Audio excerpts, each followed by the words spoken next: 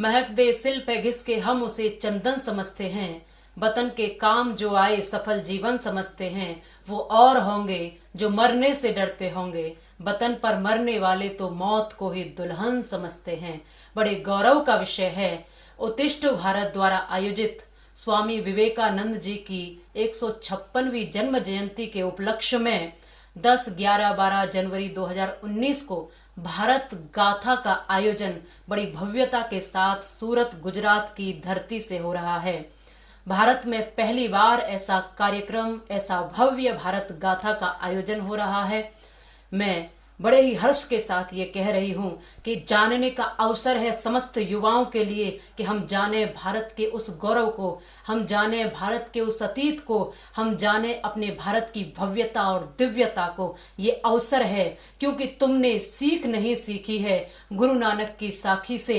शायद अभी अपरिचित हो तुम कर्मवती की राखी से। तुमने जाकर नहीं देखा है जलियांवाले बागों को, तुमने जाकर नहीं देखा सिंदूर पुछी उन मांगों को, तुमने जाकर नहीं देखा है उस माथे की रोली को, तुमने जाकर नहीं देखा है खाली माँ की झोली को। अरे भगत सिंह की फांसी के अगर फंदे से पूछा होता, गुरु शिरोमणि गोविंद सिंह के बंदे से पूछा होता तो कभी न कहते तुम केवल ये महल मकान हमारा है, बरबस तुमको कहना पड़ता हिंदुस्तान हमारा है।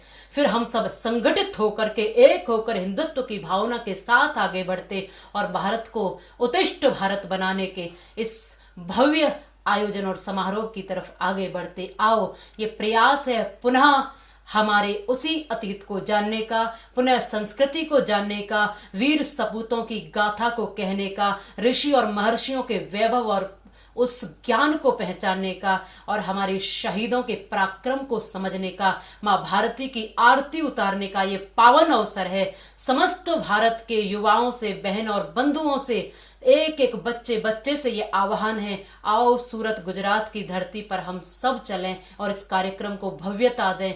विशेषकर जो सूरत के निवासी हैं, जो सूरत में रहने वाले हैं, उनसे आह्वान है कि पावन इस कार्यक्रम में आप भी सब आकर के इसको एक भव्यता दें, एक ओजता दें और हम सब संगठन से ये बताएं कि हिंदू एक है। हमारा भारत जिन समृद्धियों पर था, हमारा भारत उन्हीं समृद्धियों पर पुनः हम लेकर के जाएंगे। ये हम सब युवाओं के हाथ में है। इसी का एक भव्य प्रयास है।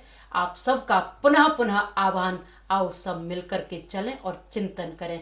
वंदे मातरम, भारत माता की जय। जिसके मन में टीस है वो अपनी बात कहता है। कुछ लोग कहते हैं कि कथाओं में राष्ट्र की बात रखने की क्या जरूरत है। तो मैं उनसे कहती हूँ कि फिर राष्ट्र में तुम्हारी ही बात रखने की जरूरत क्या है। जब कथाओं में राष्ट्र की जरूरत नहीं तो राष्ट्र में भी ऐसे गद्दारों की जरूरत नहीं है जो राष्ट्र का नाम लेने में भी जिनको शर्म आती है, भारत माता की जय करने में जिनको शर्म आती है, वंदे मातरम के गीत गाने में जिनको शर्म आती है, ऐसे लोगों की जरूरत नहीं है। से कम मुट्ठियां बांध करके कहो भारत माता की वंदे वंदे वंदे, भारत माता की माता की वंदे वंदे